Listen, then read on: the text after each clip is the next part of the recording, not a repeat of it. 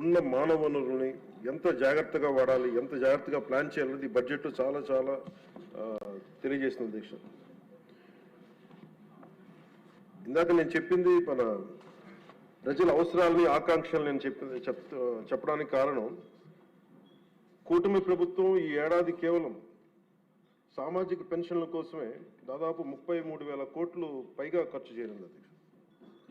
ఇది ఎలాంటి పరిస్థితుల్లో ఖర్చు చేస్తున్నామంటే, గత ప్రభుత్వం 9.74 లక్షల కోట్ల అప్పుల్ని సృష్టించి మనకు ఆర్థిక విధ్వంసం నుంచి మనల్ని నెట్టేస్తే, ఇలాంటి పరిస్థితుల్లో ఏ నాయకుడికైనా సరే, ఏ పార్టీకైనా సరే చాలా ఒక అస్తవ్యస్తంగా ఉండే పరిస్థితులు. దీంట్లో వీటన్నిటిని తట్టుకొని దానికి ఎలాంటి ఆలోచన విధానం ఉండాలి ఆ వ్యక్తికి అని చెప్పడానికి ముఖ్యమంత్రి గారు ఒకసారి ఆలోచించాలి. పయ్యావుల కేశవ్ గారు ఆ రోజు బడ్జెట్ ప్రసంగంలో వారు చాలా బ్యూటిఫుల్ కోట్ చేస్తూ వెళ్ళారు. దాంట్లో ఒకటి రవీంద్రనాథ్ ఠాగూర్ గారు చెప్పింది, తాను నాటిన చెట్ల నీడలో తాను ఎప్పటికీ కూర్చోలేనని తెలిసిన భావితరాల కోసం చెట్లు నాటి వ్యక్తి జీవితం యొక్క నిజమైన విలువను అర్థం చేసుకున్నవాడు అన్ని విశ్వకవి రవీంద్రనాథ్ ఠాగూర్ గారి మాటల్ని ఇక్కడ ఆయన ఉటంకించారు అధ్యక్ష. ఇది వారిని ఎలా కంపేర్ చేశారంటే, ఒక దూరదృష్టి, దక్షత, దార్శనికత ఉన్న గౌరవ ముఖ్యమంత్రి వారు చంద్రబాబు నాయుడు గారితో కంపేర్ చేసి చెప్పారు అధ్యక్ష. ఎందుకంటే మనకు ఉన్న పరిస్థితుల్లో ఉన్న పరిమితమైన వనరుల్ని, ఉన్న మానవ వనరులు ఎంత సమర్థవంతంగా వాడుకోవాలి అని అనటానికి ఆయన దూరదృష్టి, ఆయన పరిపాలన దక్షత, అలాగే ఆయన దార్శనికత, ఈ రెండు ఈ బడ్జెట్లో చాలా స్పష్టంగా ఆయన గైడెన్స్ కానీ, వారి పయ్యావుల కేశవ్ గారితో కలిసి వారు దీన్ని తీసుకొచ్చిన విధానం కానీ మనస్ఫూర్తిగా గౌరవ ముఖ్యమంత్రి గారికి మనస్ఫూర్తిగా ఈ సభ తరపున వారికి అభినందనలు తెలియజేస్తాను. అండ్ ఈ ప్రభుత్వం దూరదృష్టి, దక్షత, దార్శనికత ఉంటే, గత ప్రభుత్వం ధ్వంసం, విధ్వంసం, విచ్ఛిన్నంతో కూడిన ప్రభుత్వం. ఒకసారి ఎట్లా చెప్పాలి బడ్జెట్ మనకి ఏమేమి ఉన్నాయో ఒకసారి మీకు ప్రజెంట్ చేయడానికి అధ్యక్ష. మనకు వాళ్ళు వదిలేసి వెళ్ళింది 9.74 లక్షల కోట్ల అప్పులు అధ్యక్ష. ఈ కూటమి ప్రభుత్వం 20 నెలల పాలన సాధించింది ఏంటని చెప్పడానికి ఉదాహరణకి, అంటే ఎలా ఉన్నారంటే, వీళ్ళు 2014-19 మధ్య చేసుకున్న విద్యుత్ కొనుగోలు ఒప్పందాలను గత ప్రభుత్వం ఇష్టానుసారం రద్దు చేయడం ద్వారా విద్యుత్ సరఫరాలో లోటుపాట్లు వచ్చాయి. దీనికోసం విద్యుత్ కొనుగోళ్ల పేరిట అధిక ధర చెల్లించే బాధ్యత లేని ఆ వ్యక్తులకి చేసిన కొనుగోళ్ల కారణంగా డిస్కమ్స్కి 12,250 కోట్ల నష్టం వాటిల్లింది. ఈ 5 ఏళ్ల అసమర్థ విధానాల కారణంగా విద్యుత్ పంపిణీ సంస్థలు దాదాపు 1.29 లక్షల కోట్ల మేర నష్టపోయాయి. ఈ భారాన్ని విద్యుత్ బిల్లుల రూపంలో మళ్ళీ ప్రజల మీదనే మోపారు. కూటమి ప్రభుత్వం వచ్చిన తర్వాత ఈ విధానాన్ని రద్దు చేసి ట్రూ అప్ ఛార్జీని పూర్తిగా ఎత్తివేయడమే కాకుండా రాష్ట్ర చరిత్రలో ఎన్నడూ లేని విధంగా ట్రూ డౌన్ పేరిట ప్రజలపై విద్యుత్ బిల్లుల భారాన్ని తగ్గించినారు.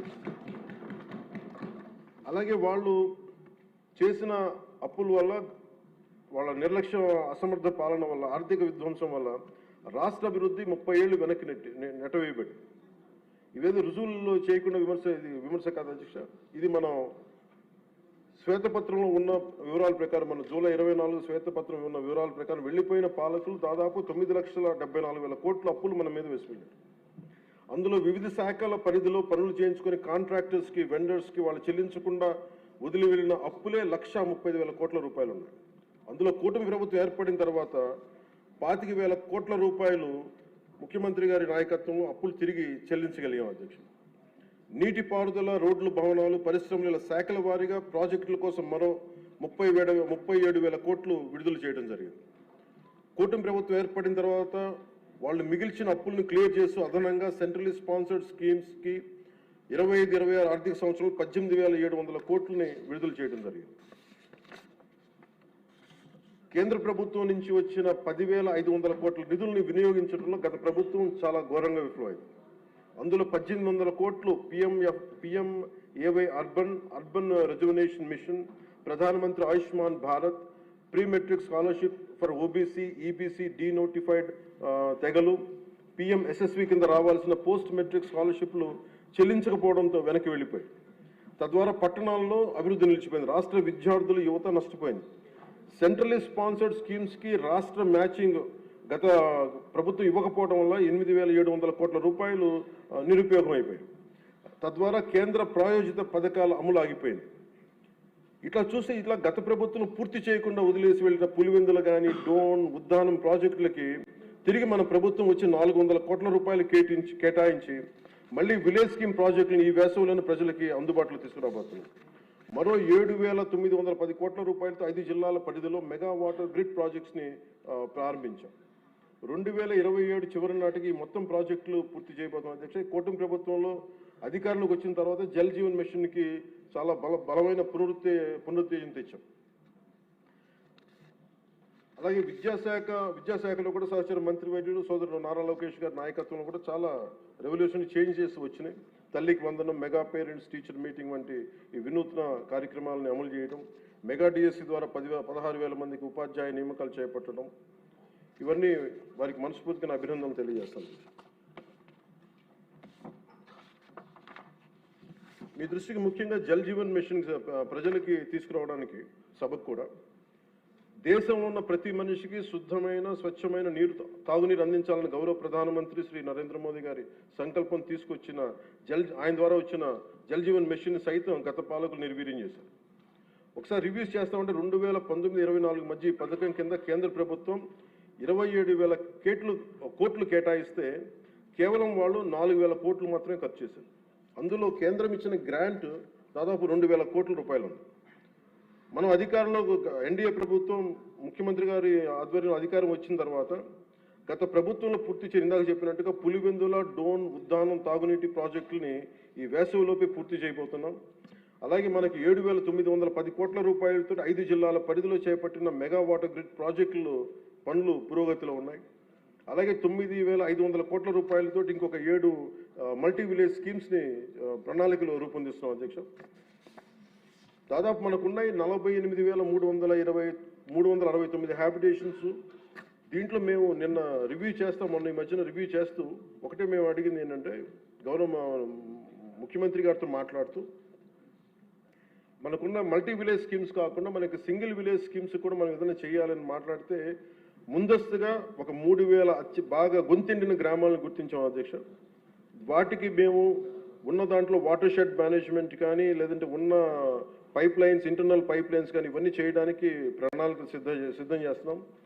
ఈ ప్రభుత్వం కోరిక ఒకటే, ఎన్డీఏ ప్రభుత్వం కోరిక ఒకటే, స్వచ్ఛమైన, శుద్ధమైన నీరు అందించాలి. దీనికి మేము ఈ సభ సమక్షంలో మాటిస్తున్నాం. అధ్యక్ష, ప్రతి గ్రామానికి దీనికి నీళ్లు అందిస్తాం. దీనికి ఇది ఈ 48,369 ఈ గ్రామాల్లో ముందస్తుగా ఈ 15 ఈ మల్టీ విలేజ్ స్కీమ్స్ కాకుండా ఇంకొక 3,000 గ్రామాలకి నీరు అందించాలని చెప్పి ఒక బలమైన సంకల్పంతో ముందుకెళ్తా ఉన్నాం.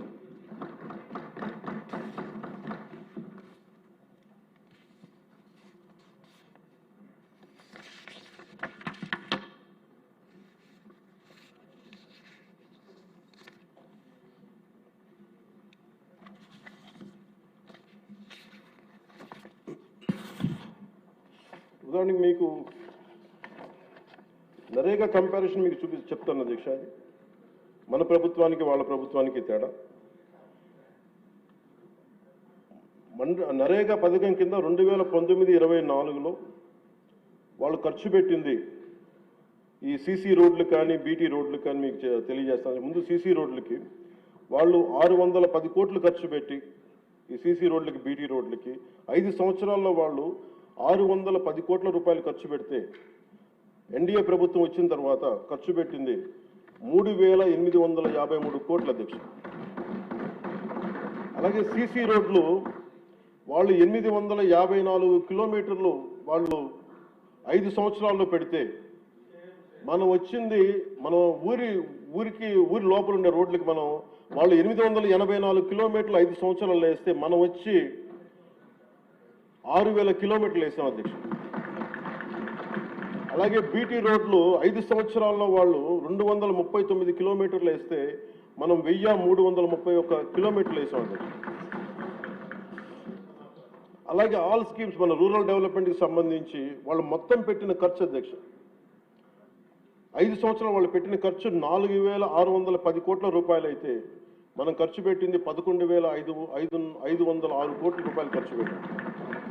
CCBT రోడ్లు అన్నీ కలిపి 8,100 కిలోమీటర్లు వాళ్ళు 5 సంవత్సరాలు వేస్తే మనం ఇంకా 2 సంవత్సరాలు పూర్తి కాకుండానే 17,551 కిలోమీటర్ల రోడ్లని ఈ రోజున మనం పూర్తి చేయడం, అలాగే పర్మిషన్స్ ఇవ్వడం జరిగింది. ఇది మీకు ఎందుకు చెప్తున్నానంటే అధ్యక్ష, మనం నిజంగా కనుక చెయ్యాలి ప్రజలకి అనుకున్నప్పుడు గౌరవ ముఖ్యమంత్రి గారి ఆధ్వర్యంలో చాలా అద్భుతంగా రకరకాల దారులు వెతికాం. మనకి అప్పులు మిగిలిపోయినాయి, కష్టాల్లో ఉన్నాం, ఉన్న ఒక 100 కోట్లు ఎలా సర్దాలి, దేనికి ప్రయారిటైజ్ చేయాలని చెప్పి ఇది మా చిత్తశుద్ధి అంతా ఏంటంటే లాస్ట్ మైల్ జనానికి ఎలా అందించాలి అన్న ఒక తపనే ఈ రోజున మనం ఇంత బలంగా ముందుకు తీసుకెళ్తాం అధ్యక్ష. అలాగే గ్రోత్ రేట్ ఆఫ్ ఆంధ్రప్రదేశ్ 2014-19 వచ్చినప్పుడు మనకి విడిపోయినా కానీ 13.50% మనకు ఉన్నప్పుడు, అదే 19-24 వచ్చేటప్పటికి 10.5% పడిపోయింది. కానీ మనకి 9 లక్షల పైచులకు అప్పు ఉండి ఇన్ని మనకి పోలవరం లాంటి ప్రాజెక్ట్ని నిర్వీర్యం చేసి అమరావతిని కట్టకపోయినా కానీ స్టిల్ మనకి ఇన్ని దెబ్బలతో పాటు మన ఎదురు దెబ్బలు తింటూ కూడా గౌరవ ముఖ్యమంత్రి గారి ఆధ్వర్యంలో నాయకత్వంలో రాష్ట్ర ప్రభుత్వం 24-25 సంవత్సరానికి కానీ 11.75 ఆర్థిక అభివృద్ధిని చూపించిందంటే ఇది ఎంత బలమైన దార్శనికతతో కూడిన ఈ లీడర్షిప్ ఉందో మనకి తెలియజేస్తా ఉన్నది. సో మనస్ఫూర్తిగా ఇది నేను గౌరవ ముఖ్యమంత్రి గారికి నేను ధన్యవాదాలు తెలియజేసుకున్నాను. అలాగే క్యాపిటల్ ఇన్వెస్ట్మెంట్ ఇన్ఫ్రాస్ట్రక్చర్ డెవలప్మెంట్కి 2019-24కి మనకి వాళ్ళకి 16,000 కోట్లు వస్తాయి. ఈ ప్రభుత్వం రాగానే 24-25కి 32,712 కోట్ల రూపాయలు ఇన్ఫ్రాస్ట్రక్చర్ డెవలప్మెంట్ కానీ క్యాపిటల్ ఇన్వెస్ట్మెంట్ కానీ పెట్టింది. అలాగే 25-26కి 53,915 కోట్ల రూపాయలు ఇవ్వడం మనకి కేటాయించడం జరిగింది. ఇది చాలా బలమైన మనకి ఆశయాలను ముందుకు తీసుకెళ్తా ఉంది అధ్యక్ష.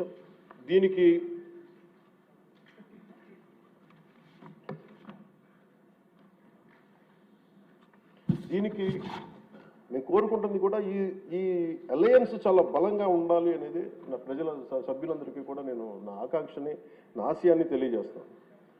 నేను ఎందుకు ఇంత తపన పడ్డాను, రాష్ట్ర విభజన జరిగినప్పటి నుంచి ఆంధ్ర రాష్ట్రం వెనుకబాటు పడిపోయింది, దీనికి ఎవరు ముందుకు తీసుకెళ్ళలేము అనుకున్న దాంట్లో నేను ఏమీ ఆశించకుండా 2014లో మన అలయన్స్ కోసం నేను కష్టపడ్డాను. అలాగే 19లో కూడా ఉండాలని కోరుకున్నాం, అది పరిస్థితుల్లో కుదరలేదు.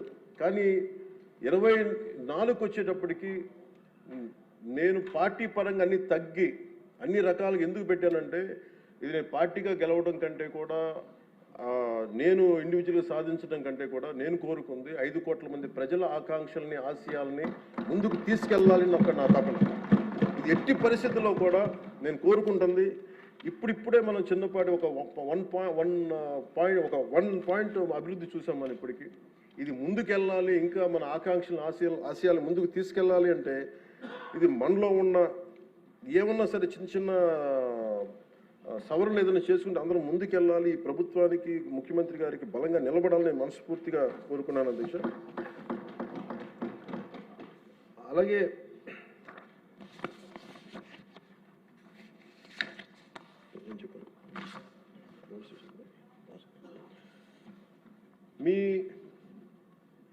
మీ దృష్టికి ఒక కీలకమైన విషయం తీసుకురావాలి అధ్యక్ష.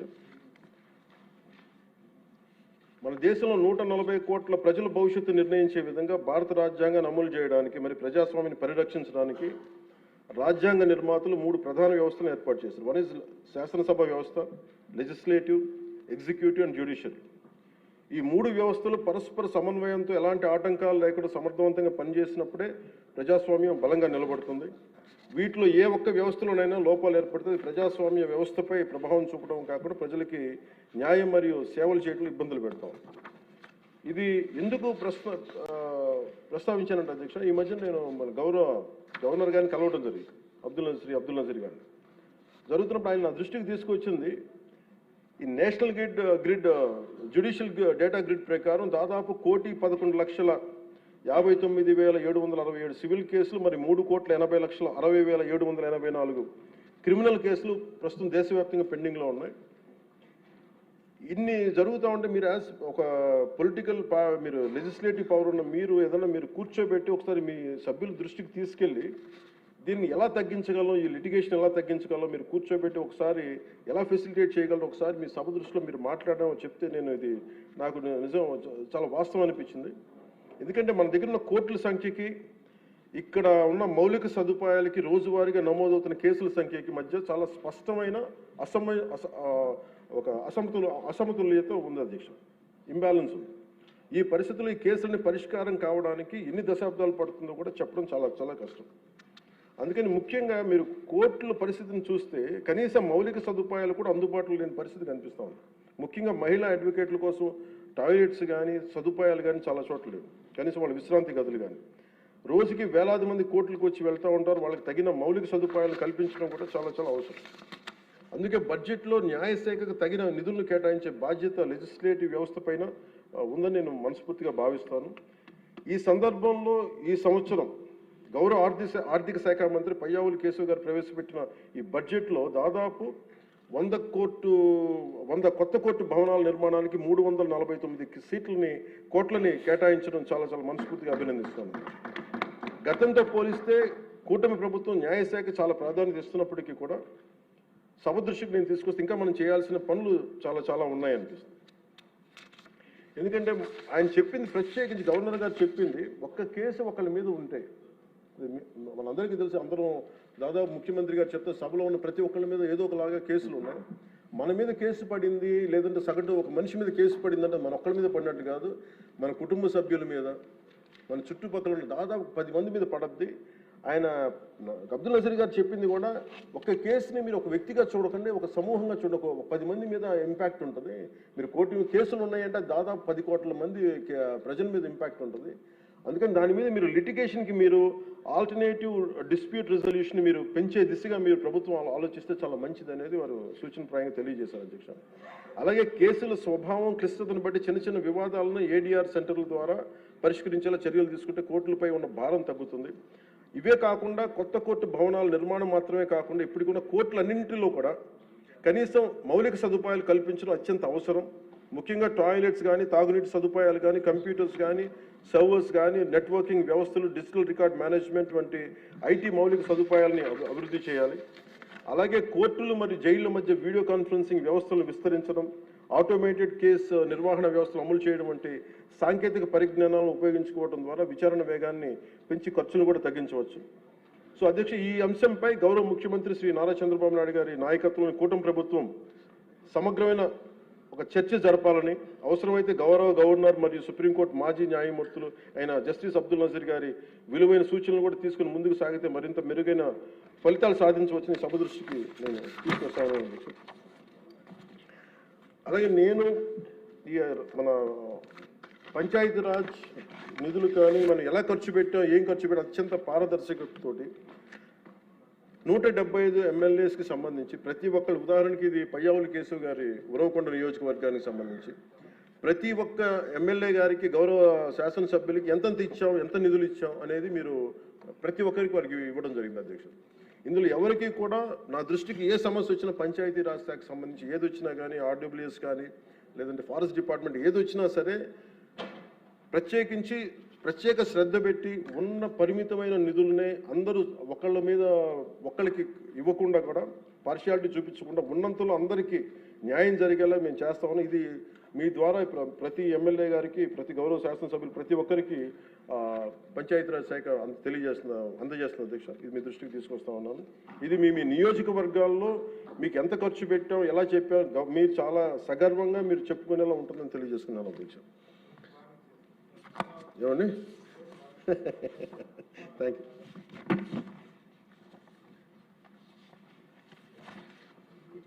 అలాగే వీళ్ళకి సంబంధించి అంటే నాకు సభ దృష్టికి, ఇంకా గౌరవ సభ్యులందరూ మాట్లాడతారు, నా సభ దృష్టికి నేను తీసుకురాగలిగేది, ఇప్పటికీ కూడా వాళ్ళ సభ్యులు తక్కువ 11 మంది అయినప్పటికీ కూడా వాళ్ళు ఒక 1100 మంది ఉన్నట్టుగా వాళ్ళు మాట్లాడుతూ ఉంటారు. అంటే మనం ఎందుకనంటే వాళ్ళు చెప్పిన దాన్ని చాలా బలంగా నమ్ముతారు. మనం చేసే పనులు మనం చెప్పుకోలేం, మనం చేయడానికి సంకోచిస్తున్నాం ఏంటో తెలియదు. కానీ వాళ్ళు చూడండి, ఇందాక నేను చెప్పింది మీకు, when we are irresponsible, our NDA alliance is so responsible, reliable and reasonable government. While they are irrational, irresponsible and abusive group.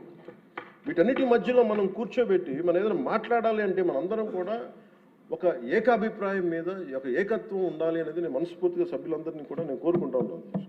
అంటే వాళ్ళు చూడండి, ఆర్టికల్ 21 కాన్స్టిట్యూషన్ ఆఫ్ ఇండియాలో protection of life and personal liberty మాట్లాడితే maybe వాళ్ళు ఏమనుకున్నారంటే endangering others life, violating their liberty must be fundamental right అనుకుంటున్నారు వాళ్ళు. ఇది మనం కరెక్ట్ చేయాలి. అలాగే ఆర్టికల్ 19లో 1A all citizens have the right to freedom of speech and expression అంటే వాళ్ళు ఏమనుకున్నారంటే for them it is right to abuse others అనుకున్నారు. ఇవన్నీ కరెక్ట్ చేయాలంటే మటుకు మనం చాలా బలంగా మనలో మనం ఎలాంటి పొరపక్షాలు లేకుండా మనలో మనకి ఎలాంటి గొడవలు లేకుండా ఉంటే తప్ప ఇలాంటి అబ్యూజివ్ వ్యక్తుల సమూహాన్ని మనం ఎదుర్కోలేము అధ్యక్ష. కల్తీలు వాళ్ళే చేస్తారు, వాళ్ళే బూతులు తిడతారు. ఎలా ఉంటుందంటే హిందీలో చెప్తారు, ఉల్టా వచ్చే కొత్త వాళ్ళు కూడా అంటే దోపిడీలు చేసే దొంగ పోలీసు వస్తే పోలీసుని దొంగ అని అరిచాడు. వాళ్ళే తిట్టి వాళ్ళే అబ్యూస్ చేసి మళ్ళీ మనం తిట్టామని చెప్తారు. కల్తీలు వాళ్ళే చేస్తారు. కానీ మనం డిఫెండ్ చేసుకోవడానికి irrespective of whether we are from different parties, మనం విభిన్నమైన కుల సమూహాల నుంచి రావచ్చు. కానీ బట్ రాష్ట్ర ప్రయోజనాలకి మనందరం ఒకే గలంతో ఉండాలని మనస్ఫూర్తిగా మీ ద్వారా నేను అందరూ ఉండాలని కోరుతున్నాను. నాకు మీకు ప్రజల ఆకాంక్షలు ఎలా ఉంటాయో తెలియదు, ప్రజల ఆశయాలు ఎలా ఉంటాయో తెలియదు. మీరు బడ్జెట్ వస్తుంది అంటే అరే మాకు ఏం వస్తుంది అందరూ కోరుకుంటారు.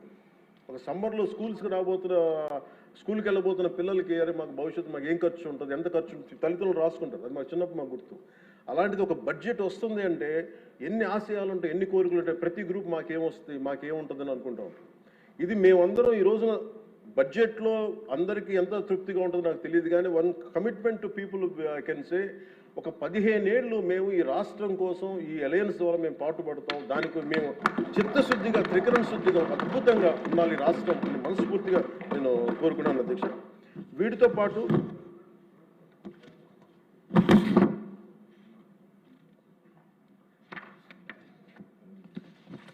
నేను ఒకటి మీ దృష్టికి తీసుకొస్తా ఉన్నాను. బడ్జెట్ లాంటివి అద్భుతంగా చేయడానికి వ్యవసాయానికి సంబంధించి కావచ్చు, లేదంటే అన్ని రంగాలకు సంబంధించి కావచ్చు, పయ్యావుల కేశవ్ గారు ఉన్నారు, అచ్చెన్నాయుడు గారు ఉన్నారు, గౌరవ ముఖ్యమంత్రి గారు ఉన్నారు, అపారమైన అనుభవంతో ఉన్న సభ్యులు ఉన్నారు. ప్రజలు మన నుంచి ఆశిస్తున్న అధ్యక్ష, గొడవలు లేకుండా ఈ అలయన్స్ బలంగా ఉండాలండి. మనం తెలియచేయాల్సింది ఏంటంటే, ఏ ఒక్క ఎమ్మెల్యే ఈ సభలో అడుగు పెట్టాలన్నా అన్ని కులాలు అన్ని మతాలు సపోర్ట్ చేయందే, ఎంతో కొంత ఓటు వేయందే ఇక్కడికి రారు. కానీ ఈ మధ్యన పరిస్థితులు ఎలా ఉన్నాయంటే, బయట ప్రత్యేకించి వీళ్ళు చేస్తున్నది, వాళ్ళు ఎలా మాట్లాడుతున్నారంటే ఇష్టం వచ్చినట్టుగా తిట్టేసి కులాలు వెనక దాక్కున్నారు. అది మటుకు ఎందుకంటే నేను ఒక భారత రాజ్యాంగం నేను నమ్ముతున్నాను పెట్టినప్పుడు I'm beyond cost, creed and religion. అది ప్రతి శాసనసభ్యుడి తాలూకు అది ఓత్ అధ్యక్ష. కానీ మనం తెలియజేయాల్సింది ఏంటంటే, కులాల వెనక దాక్కోవటం కుదరదు. మీరు ఇష్టానికి తిట్టేసి ఇష్టానికి వచ్చి ఏదైనా తిరిగి అంటే మేము కులాల వెనక దాక్కుంటామంటే ఇలాంటి ధోరణి కనుక మనకు ఉంటే ఆంధ్రప్రదేశ్ ప్రజానీకం నష్టపోతుంది. నేను చెప్తున్నాను, కులాలు మతాలు ప్రాంతాలు దాటకపోతే ఈ రాష్ట్ర ప్రయోజనాలను మనం సాధించలేము. ఖచ్చితంగా ఇది మీరు పదే ఇది మీరు ఇళ్లలో మాట్లాడుకుంటారా, ప్రజలకి తెలియజేస్తారా, మీ నియోజకవర్గాలు ఇది చేయకపోతే ఏమైపోతుంది అధ్యక్ష? ఇందాక వారి గురించి చెప్పాను, వాళ్ళు విచ్ఛిన్నం చేయడానికి సిద్ధంగా ఉన్నారు. ఇప్పుడు మన ఐక్యత ఉండాలి అని సమాజం కోరుకుంటే వాళ్ళు విచ్ఛిన్నం చేయడానికి సిద్ధంగా. దీన్ని రిపీటెడ్గా కనుక మనం ప్రజల్లోకి తీసుకెళ్ళకపోతే మటుకు మనం ఎన్ని గొప్ప బడ్జెట్లు పెట్టి ఎంత సదాశయాలతో ఉన్నా కానీ quality of thought, quality of behaviour కనుక మనకు లేకపోతే ఇంత బడ్జెట్లు కూడా, ఇంత ఆశయాలతో ఉన్న బడ్జెట్లు కూడా నిష్ప్రయోజనం అయిపోతాయి. ఆ జాగ్రత్త మనం అందరం తీసుకోవాలి అధ్యక్ష. ఈరోజు మనం బడ్జెట్ గొప్పగా ఉంది అని ముందుకు తీసుకెళ్తున్నాం, కానీ మన బాధ్యత కూడా మనం నిర్వర్తించాలనేది నేను మనస్ఫూర్తిగా సభను కోరుకుంటూ, గౌరవ ముఖ్యమంత్రి గారికి అవకాశం ఇచ్చిన మీకు, గౌరవ శాసనసభ్యులందరికీ, మంత్రివర్గానికి అందరికీ ధన్యవాదాలు తెలియజేసుకుంటూ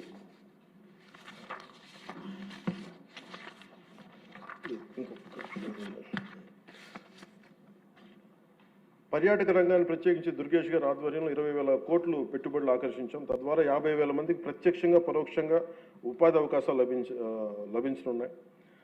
అలాగే గౌరవ మన సివిల్ సప్లైస్ ఆహార పౌర సరఫరాల శాఖ బాధ్యతలు నాదెండ్ల మనోహర్ గారు స్వీకరించిన తర్వాత గత ప్రభుత్వంలో హెచ్చుమీరిన రేషన్ మాఫీ ఆగడాలను అడ్డుకట్టు వేయాలని నిర్ణయించుకున్నారు. అన్నం పెట్టే రైతులు గత ప్రభుత్వం మిగిల్చి వెళ్లిన ధాన్యం బకాయిలు 1,674 కోట్లు చెల్లించారు. మన ప్రభుత్వ హయాంలో చేసిన ధాన్యం కొనుగోలుకు 4,80,000 మందికి పైగా రైతులకి 24 గంటల్లో 10,650 కోట్లు వారి ఖాతాల్లో జమ చేశారు. మనస్ఫూర్తిగా ప్రతి వారికి నా ధన్యవాదాలు తెలియజేసుకుంటూ నాకు అవకాశాన్ని ఇచ్చి మీ అందరికీ ధన్యవాదాలు సమర్పిస్తున్నాను.